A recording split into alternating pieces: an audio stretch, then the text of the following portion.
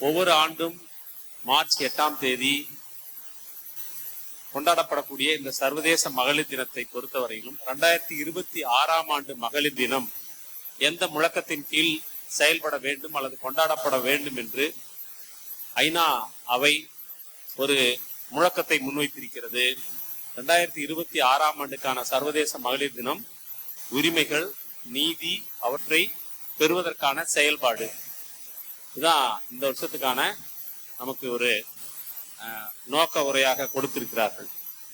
Rights, justice, actions, இதுதான் அவங்க கொடுத்திருக்கிறது.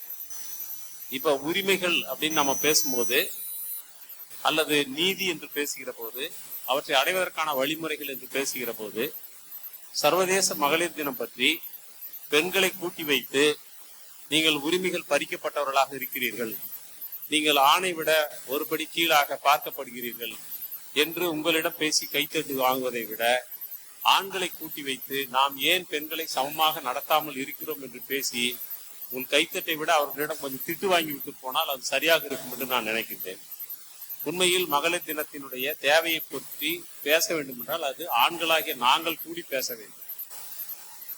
நீங்கள் பெண்கள் பொறுத்த வரைக்கும் நாம இன்னும் எப்படி பெண்கள் இன்னும் கூடுதலான கல்வி, வேலை வாய்ப்பு, உரிமைகள் சார்ந்து நாம் எவ்வாறு இன்னும் கூடுதலாக பெற வேண்டும் என்பதை நீங்கள் தனியாக கூடி பேசிக்கொள்வது சரியாக இருக்கும். ஆண்களை கூப்பிட்டு வைத்து நாங்களே மல்லாக்கப்படுத்தி காரி துப்பி கொண்டு நாங்களே எங்களை கழுவி ஊற்றி கொண்டு போவது என்பதுதான் உண்மையில் மகளிருக்கு செய்யக்கூடிய நன்மையாக இருக்கும் என்று நான் மனமாற நம்புகிறேன்.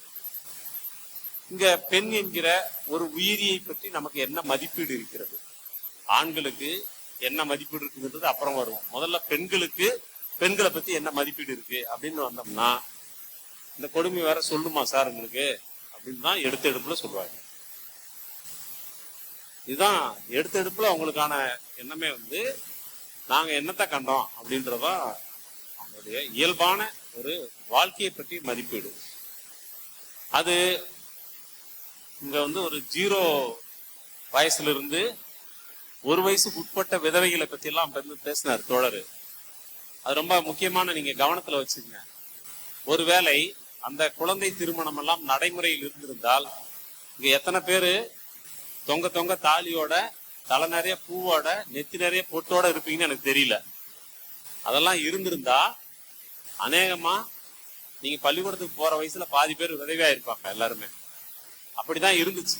அந்த நிலைமையை குழந்தை திருமண ஒழிப்பு சட்டம் என்று கொண்டு வரப்பட்டு அது முதலில் தடுக்கப்பட்ட காரணத்தினால்தான் பெண்கள் இன்றைக்கு படிப்பதற்கான ஒரு கதவு திறந்து வைக்கப்பட்டது. அப்புறம் படிக்க வந்தோம், அதுக்கு பிறகு வேலைக்கு வந்தோம், படிச்சுட்டு வேலைக்கு போகாமே இருந்தோம், பல விதமா இருக்கு.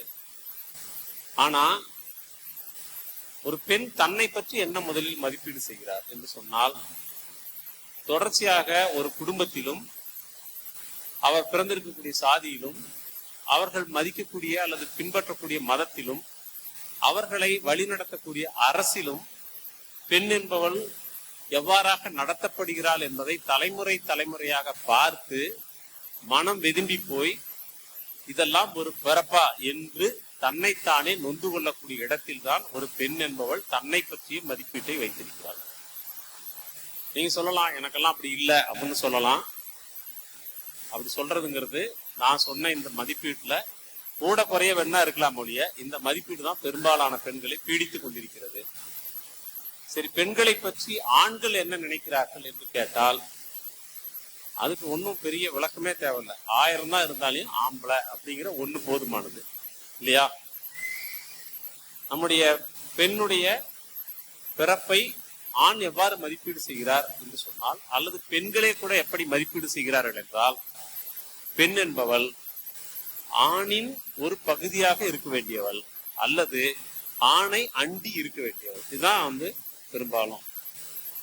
ஒரு 10 நாளைக்கு முன்னாடி ஒரு செய்தி, நீங்க எத்தனை பேர் பார்த்தீங்கன்னு தெரியல, எங்களுக்கு இருக்கிற வேலையில செய்தி எல்லாம் பாக்குறது எங்க சார் டைம் இருக்கு அப்படின்னு நீங்க சொன்னாலும் சொல்லலாம். ஒரு நபர் தன்னுடைய மனைவியை கொன்றிருக்கிறார். அப்படி ஏன் அவர் கொன்னாரு அப்படின்னு கேட்டதுக்கு அவர் என்ன காரணம் சொன்னார்னா, நான் செத்து போயிட்டுனா என் மனைவி தனியா இருந்து கஷ்டப்படுவா, அதை நினைச்சு பார்த்தேன், அதனால எனக்கு முன்னாடி பூவோடும் பொட்டோடும் அவளை போட்டு தள்ளிட்டேன் அப்படின்னு சொல்றாரு. என்ன இந்த லாஜிக் உங்களுக்கு ஏதாவது புரியுதா? இவன் தனியா பிறந்தான், அந்த அம்மா தனியா பிறந்துச்சு. ஒரு 20-25 வயசு வரைக்கும் அந்த அம்மா தனியா வாழ்ந்துருக்குது, இவன் தனியா வாழ்ந்துருக்கிறான். அதுக்கப்புறம் இவங்க 2 பேரையும் திருமணம் என்கிற ஒரு ஏற்பாடு இணைத்து வைத்தது. சாவும் போது எப்படியும் இந்த நாயும் தனியா தான் சாவ போகுது, அவளும் தனியா தான் சாவ போறா. 2 பேரும் ஒரே நேரத்துல கட்டி பிடிச்சி யாரும் சாவ போறது கிடையாது, என்னதான் அந்யோன்யமா இருந்தாலும். ஆனால் இவனை கட்டி கொண்ட காரணத்தினாலேயே நான் இல்லைன்னா என் பொண்டாட்டி கஷ்டப்படுவா, தனியா இருக்கிறது சிரமப்படுவா, ஆகவே நான் அவளை கொண்டுட்டேன், கொன்னாட்டு அப்படின்னு ஒரு ஸ்டேட்மெண்ட் கொடுக்குறான். கொன்னவன் ஜாவல, அதுதான் நீங்க பாத்துக்கணும். இப்போ ஆணுடைய மனநிலை என்னவா இருக்கிறது என்று சொன்னால், பெண் என்பவள் ஆணால் பாதுகாக்கப்பட வேண்டியவள் அப்படின்னு நினைச்சிருக்காங்க. இந்த எண்ணம் பெண்களுக்குமே கூட இருக்கிறது. என்னன்னா, நாம ஒரு ஆணுக்காக இருக்கிறோம், நம்மளை கண்கலங்காம பார்த்துக்க வேண்டிய பொறுப்பு, காலில் மண்படாம நம்மளை பார்த்துக்க வேண்டிய பொறுப்பு, உள்ளங்கையில வச்சு தாங்க வேண்டிய பொறுப்பு நம்ம கல்யாணத்துக்கு முன்னாடி அப்பனுக்கு இருக்குது, கல்யாணத்துக்கு அப்புறம் புருஷனுக்கு இருக்குது, புருஷனுக்கு அப்புறம் மகனுக்கு இருக்கு என்று நம்முடைய பெண்களுக்குமே பலருக்கு இந்த நினைப்பு இருக்கிறது. இதைத்தான் ஆண்கள் வலுவாக பயன்படுத்தி கொண்டு, ஆமாம் பெண் என்பவள் ஆணை சார்ந்திருக்கக்கூடிய ஒரு 2ஆம் தரமான ஒரு குடிமல் அல்லது உயிரி என்று நாங்கள் நினைத்து கொண்டு ஏய்ப்பதற்கும் ஒடுக்குவதற்கும் வாய்ப்பாக அதை பயன்படுத்திக் கொள்கிறோம். இந்த இடத்தில் ஐநா சபை சொல்லக்கூடிய உரிமைகள் என்பது என்ன அப்படின்னு சொன்னா, முதல்ல பெண்ணாக பிறக்கும் உரிமை. நம்ம யாரும் இருக்கிறதுல பார்த்தோம் சார், நிலவரத்துல ஆணா பிறந்தாதான் சேஃபா இருக்கும், குடும்பத்துல மரியாதை, சமுதாயத்துல மரியாதை, அதனால நாங்கெல்லாம் அப்ளிகேஷன் போட்டுட்டு ஆணாதான் பிறக்கணும்னு விரும்பி பிறந்துருக்குறோன்னு சொல்றதுக்கு யாரும் கிடையாது.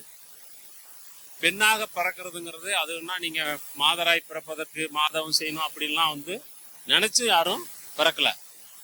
அப்ப ஒரு குழந்தையாக பிறப்பது என்பது பெற்றோர்களுடைய சேர்க்கையில் நாம் பிறக்கிறோம்.